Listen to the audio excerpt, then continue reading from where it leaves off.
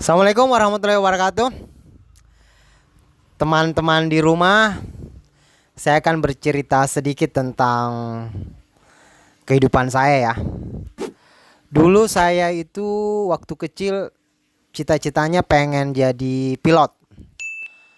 Kalau gua main tuh lihat pesawat lewat di atas rumah seneng banget deh. Greget banget pengen jadi pilot. Tapi tiap hari mainnya main gunduk. Harusnya kan main pesawat ya. Kemudian pada saat gua selesai SMA, gua nggak tahu kenapa gua mendaftar UMPTN jurusan kedokteran. Lulusnya itu gua lulusnya di teknik arsitektur. Selesai gua lulus di teknik arsitektur, gua kerjanya jadi tukang. Jadi nggak nyambung banget perjalanan hidup gua nih. Nah, di bidang pertukangan ini kan istri gua tuh suka komplain sama gua. Sejak gua kerja jadi tukang tuh istri gua tuh suka komplain sama gua. Katanya bini gua gini nih.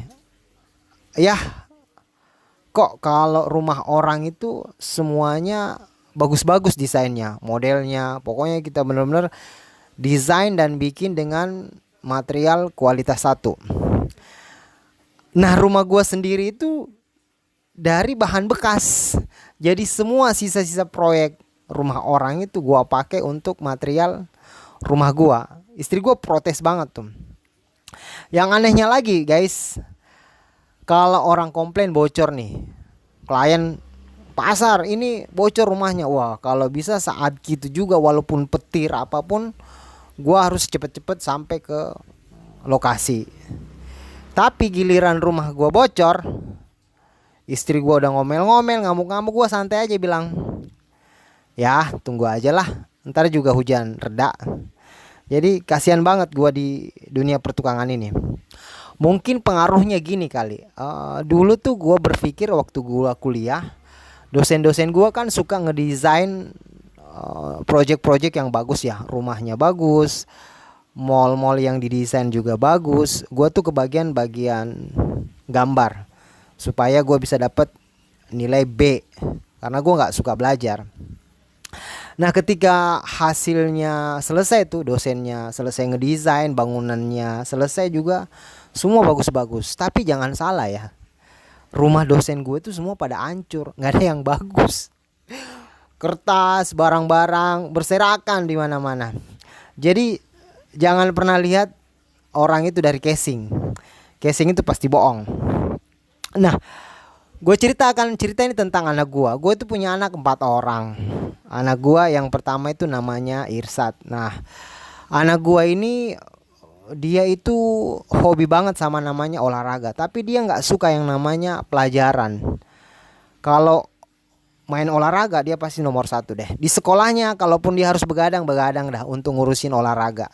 Tapi kalau urusan sekolah, waduh, nilai-nilainya itu udah 5 ke bawah dah, 0, 2, 3, 4. Kalau 6 udah mantep lah itu. Itu pun nilai ulangan selalu disumputin. Barangkali gue pikir-pikir kenapa ya anak gue seperti itu. Padahal gen gue pinter, bini gue juga gak bego-bego amat. Pas gue pikir-pikir mungkin dulu barangkali hidup gue itu berat banget ya. Waktu awal-awal gue nikah, istri gue juga ngandung anak gue yang pertama, ini hidup berat banget. Kalau lo pada naik motor keliling nih cari pekerjaan naik motor, itu kan nggak terlalu berat. Kalau gua bukan naik motor, tapi motor itu yang gua angkat ke sini, gua jalan keliling, capek banget kan? Itu analogi aja. Kemudian istri gua juga banyak ngangkat-ngangkat barang bekas untuk dijual, walaupun dia lagi hamil besar tuh, komputer bekas. Kayak gini nih kita jualan tuh. Nah, mungkin karena dia mengandung dia kerja keras seperti itu, maka gen anak gua kayak gitu. Padahal dasarnya bini gua pintar, tapi karena otaknya waktu itu dia hanya ngitung gimana fulus. Nah, anak gua yang pertama lahir ini otaknya itu hanya mikir fulus aja. Gimana dapat duit. Dia sukanya tuh sales, dia suka jualan. Pelajaran jangan deh. Nah, kalau anak gua yang kedua itu agak mendingan. agak mendingan karena mungkin berpengaruh ya. Istri gue juga udah mulai kerja di kantoran. Dia udah nggak bekerja keras seperti yang anak gue yang pertama. Nah dia udah mulai manajemen, dia udah pinter ngatur-ngatur orang. Nah begitu anak gua yang kedua ini gede, ternyata pinter juga ngatur orang.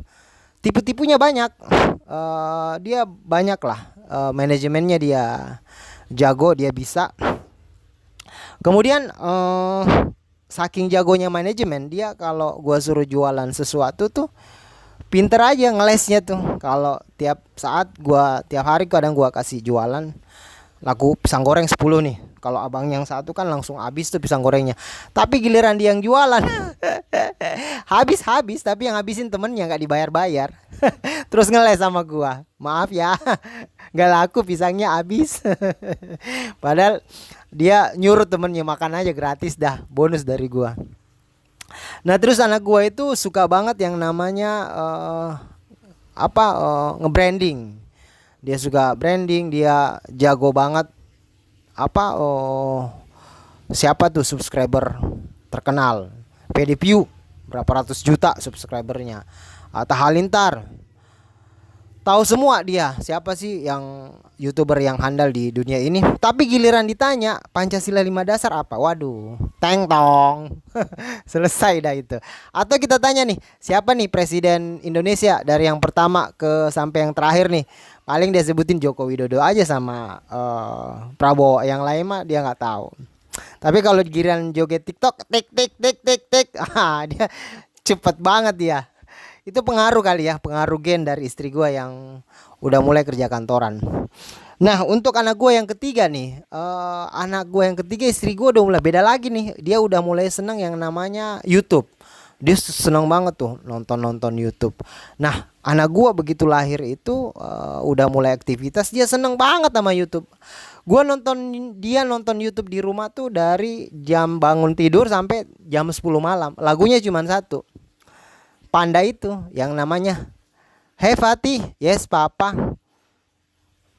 open your mouth, eating sugar, no papa, open your mouth, hahaha. Itu doang tiap hari yang gue nonton. Apa gue nggak hafal tuh jadinya. Giliran gue pengen nonton acara kesukaan gue cuma nonton 10 menit doang, udah molor aja. Nah anak gue yang keempat ini doyannya nyusu aja. Kalau dia nangis nyusu, dia pengen jajan nggak ada duit kasih susu, pokoknya susu aja. Ternyata susu itu adalah obat dari segala-galanya. Lu pada suami kalau ada apa-apa pasti lu senang nyusu sama bini lo. Terus yang aneh lagi nih, kita tuh kalau ke dokter sakit nih, kita periksa nih sama dokter. Pak dokter, aku sakit nih, sakit panas. Oh takut aja kita, takutnya COVID. Pak dokter bilang gini, gampang pak obatnya. Coba saya periksa dulu, periksa tensi dulu. Oh darahnya ini darah rendah pak. Bapak harus banyak istirahat, banyak olahraga, banyak minum air putih. Padahal si dokternya ini ngeles. Tahu nggak dokter itu nggak pernah olahraga, dia nggak pernah banyak minum air putih. Dokter itu kerja dari pagi sampai sore di rumah sakit. Malamnya sore sampai malam dia di prakteknya. Coba dia nggak pernah olahraga, terus nyuruh orang untuk olahraga. Banyak istirahat. Dokter sendiri jarang istirahat, nyari duit mulu jadi sama kalau gua lihat tuh ada di Bandung tuh orang olahraga tipu-tipu juga nih. Jadi ada bapak tuh olahraga di Bandung kan, naik tuh di Jalan Setiabudi ke Lembang. Dia udah gua lihat olahraga udah capek banget tuh, udah ngegoes kakinya udah capek. Dia turun habis itu dia naik angkot masih naik sepedanya dinaikin ke angkot di Lembang kan gede-gede. Begitu naik ke atas, sebelum sampai di Pasar Lembang, komunitas kan ngumpul di Pasar Lembang tuh. Dia turun tuh dari angkot, terus dia ngambil botol di sepedanya, disiram ke sini. Udah kayak keringetan tuh. Oh, action aja dia. Terus sampai sama komunitas, "Weh, gimana?" Ternyata semua itu bullshit semua. Oke, demikian dari saya. Assalamualaikum warahmatullahi wabarakatuh.